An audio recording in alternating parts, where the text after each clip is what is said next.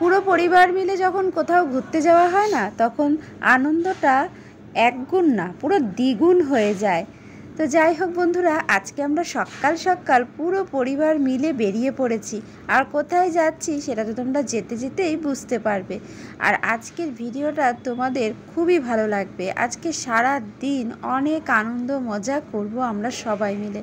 তো দেখো, এখানে কিন্তু আমার পুরো পরিবারের সবাই রয়েছে, সবাই। তো আমার হাজব্যান্ডরা যে তিন ভাই রয়েছে, 3 বউ রয়েছে, আর তাদের ছানা পোনা সবাই রয়েছি। আর তারপরে আমাদের ট্রেনও চলে এসেছে। এটা হলো শান্তিপুর লোকাল। তো আমরা এখন এই ট্রেনটাতেই উঠব। ট্রেনটাতে ওঠার পর মিনিমাম 1 ঘন্টা দাঁড়ানোর পর তারপরে আমরা একটু বসার জায়গা পেয়েছি, কারণ প্রচণ্ড পরিমাণে ট্রেনটাতে ভিড় ছিল। যাই হোক, এখানে মানে সব ছড়িয়ে ছিটিয়ে আমরা বসতে পেরেছি, কেউ আর একসাথে বসতে পারিনি।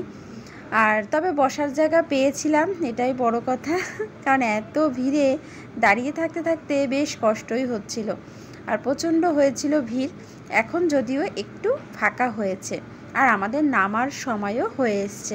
তো দেখো, আমরা নেমে পড়েছি শান্তিপুর স্টেশনে। এটা কিন্তু শান্তিপুর স্টেশন চত্বরটা দেখো, অনেক টোটো দাঁড়িয়ে আছে। তো আমরা এখন যাব ফেরিঘাট। আমরা কোথায় যাচ্ছি তোমরা কি বুঝতে পারছো বন্ধুরা? হয়তো কেউ কেউ বুঝতে পারছো, আবার হয়তো কেউ বুঝতে পারছো না। তো আমি বলে দিই, আমরা যাচ্ছি কালনাতে।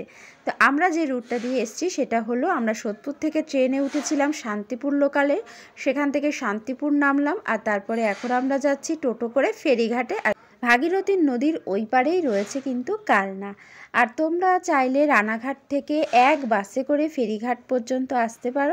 ওখানে কিন্তু প্রচুর পরিমাণে বাস রয়েছে, যেটা তোমাকে নিয়ে যাবে রানাঘাট স্টেশনে, আবার রানাঘাট স্টেশন থেকে কিন্তু নিয়ে যাবে ফেরিঘাটে। তোমরা চাইলে কাটোয়া লোকাল ধরে কিন্তু যেতে পারো, সেটাতেও অনেকটা সুবিধা হবে। তোমাদের যেটা ভালো লাগবে তোমরা সেই রুটটা দিয়েই কিন্তু আসতে পারবে। আর এখানে দেখো চারিদিকে সবুজ, কত মাঠ আর মাঠ। তো আমরা চারপাশের পরিবেশ দেখতে দেখতে পৌঁছে গেলাম ফেরিঘাটে। আর এখানে এসে টোটো থেকে নামলাম। আর আমাদের এক একজনের টোটো ভাড়া পড়েছিল 25 টাকা করে। তো এখানতে দেখো কত সুন্দর বসার জায়গা রয়েছে, খুব সুন্দর নদীর পাড়টা। এখানে অনেক খাবার দাবারের দোকানও রয়েছে। আর কিন্তু প্রচণ্ড রোদ ছিল। তো আর আমরা যেহেতু হালকা টিফিন বাড়ি থেকে সবাই করে এসেছিলাম, তাই আর খাবার দাবারের দিকে যাইনি, সোজা চলে যাচ্ছি এখন ফেরিঘাটে। আর আমরা লঞ্চে বসেও পড়েছি। দেখো, লঞ্চটা এখনই ছাড়বে। তবে কি বলো তো, লঞ্চে চড়ে ঠিক মজা পেলাম না, কারণ দেখতে দেখতেই 5টা মিনিট হয়ে গেল। লঞ্চে পার হতে লাগে মাত্র 5 মিনিট, আর 5 টাকা মাত্র ভাড়া।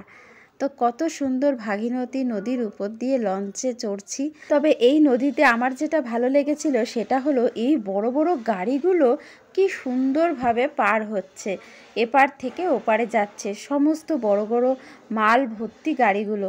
এটা আমি প্রথমবার দেখলাম, তো খুব ভালো লাগলো। লঞ্চে চড়ে কিন্তু একদমই মজা পাইনি, কারণ চোখের পলক ফেলতে ফেলতেই পার হয়ে গেলাম। আর আমার ছোটো দাওর ছোটদা আগে থেকেই দুটো টোটোওয়ালার সাথে ফোনে যোগাযোগ করে তাদেরকে বুকিং করে রেখেছিল। তো তারা কিন্তু আমাদের জন্য অপেক্ষা করছে। আমরা এখন গিয়ে ওই টোটোর মধ্যে বসে পড়বো, আর সারা দিন কালনা ঘুরবো। ঘুরে ঠিক আবার সন্ধ্যাবেলা কিন্তু আমাদের এই লঞ্চ ঘাটেই তারা দিয়ে যাবে। তো এই যে এই দুটো টোটোই আমাদের বুক করা ছিল। আমরা যেহেতু 11 জন ছিলাম, তো দুটো টোটোর মধ্যে কিন্তু আমাদের একদম সুন্দরভাবে হয়ে গেছিলো, কোনো রকম অসুবিধা হয়নি। তো আমরা ভাগ ভাগ করে বসে গিয়েছিলাম। আর আমি হচ্ছে ট্রেনের মধ্যে কমলা লেবু কিনেছিলাম, ছোটো যা কিনেছিল পেয়ারা, তো সেগুলোই এখন খাওয়া হচ্ছে। আর আমরা প্রথম যেখানে যাচ্ছি সেটা হলো গুপ্তিপাড়ার গুপ্ত বৃন্দাবন। আর এই বৃন্দাবনে যাওয়ার পথের দৃশ্যগুলো কিন্তু অসাধারণ ছিল, খুব সুন্দর, চারপাশে সবুজে সবুজে ভরা, খুব ভালো লাগছিল দেখতে, যেটা আমাদের ওখানে তো দেখা যায় না বললেই চলে। আমাদের ওখানে চারপাশে তাকালে শুধু বাড়ি ঘর, আর এখানে চারপাশে তাকালে শুধু সবুজ আর সবুজ। দারুণ সুন্দর দৃশ্য দেখতে দেখতে আমরা পৌঁছে গেলাম আমাদের প্রথম গন্তব্যস্থলে, সেটা হলো গুপ্তপাড়ার গুপ্ত বৃন্দাবন। তো আমরা চলে আসলাম। আর এখানে কিন্তু কোনো রকম এন্ট্রি ফ্রি নেই। এখানে দেখো গোশালা রয়েছে, এখানে রথের সময় খুব সুন্দর অনুষ্ঠান হয় এবং রাসেও কিন্তু খুব সুন্দর অনুষ্ঠান হয়।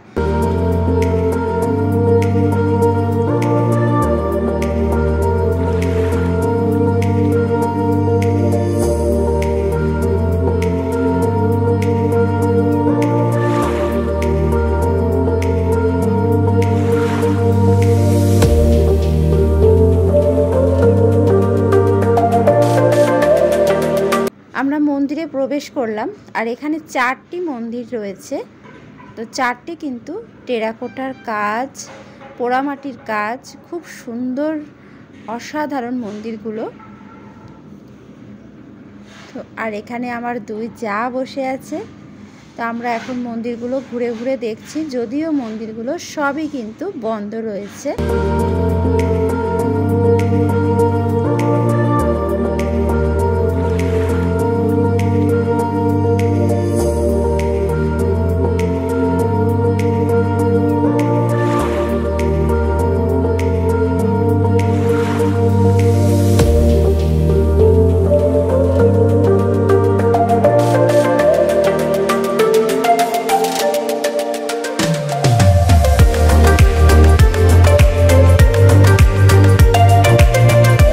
মন্দিরের চারপাশটা খুবই সুন্দর।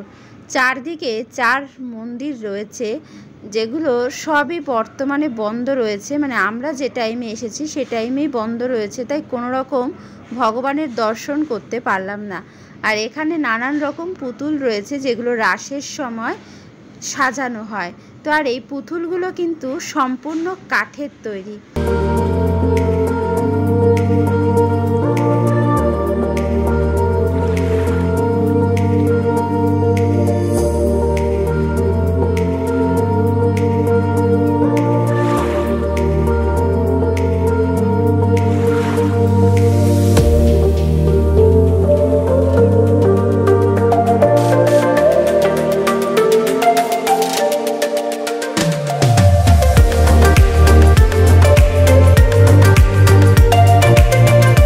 আটচালা এই মন্দিরের টেরাকোটার কাজগুলো কিন্তু খুব সুন্দর। 1801 সালে এই মন্দিরটি নির্মিত হয়েছিল।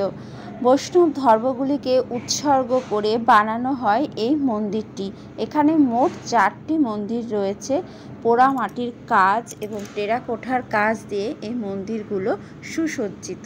এখানে রথের সময় ভীষণ বড় উৎসব হয়, আর এই রথ টানার যে ঘোড়া, সেই ঘোড়া দুটো এখানে রাখা রয়েছে। আর পাশেই রয়েছে গোশালা। তো এখান থেকে আমরা বেরিয়ে পড়লাম আমাদের পরবর্তী গন্তব্যস্থলের দিকে। আর আমরা হাই রোড দিয়ে যাচ্ছি এখন রলিক রেস্টুরেন্টে। সেখানে আমরা দুপুরের খাওয়া দাওয়াটা সেরে নেব। তারপরে আবার কালনার বিশেষ আকর্ষণ রয়েছে 108 শিবের মন্দির, সেটা দর্শন করব। তো তার আগে আমাদের একটু খাওয়া দাওয়া করে নিতে হবে। হাই রোডের চারপাশের দৃশ্যগুলো খুব সুন্দর ছিল। দেখতে দেখতে আমরা পৌঁছে গেলাম রলিক ফ্যামিলি রেস্টুরেন্ট, কালনার খুবই নামকরা একটা রেস্টুরেন্ট। এটা বাস স্ট্যান্ডের কাছে এবং কলেজের পাশে।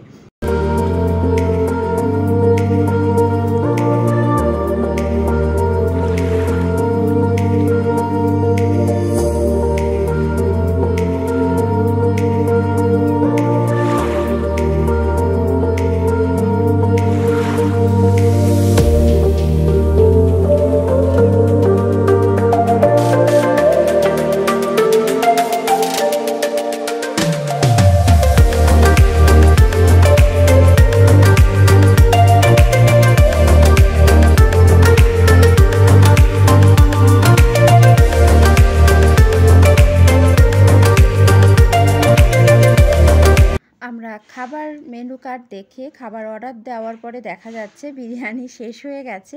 তো 4 প্লেট মতন বিরিয়ানি ছিল, তো সেটা আমাদের বাচ্চারা খাচ্ছে, আর আমরা বড়রা খাবো হচ্ছে ফ্রাইড রাইস, আর সাথে আছে চিলি চিকেন।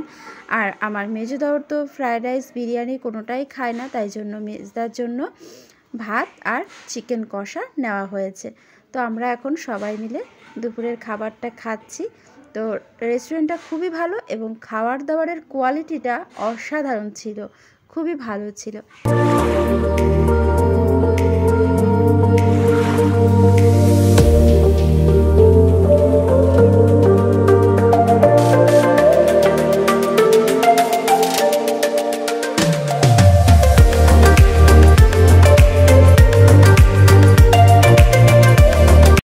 বন্ধুরা, আমি ভিডিওটা এই পর্যন্ত রাখলাম।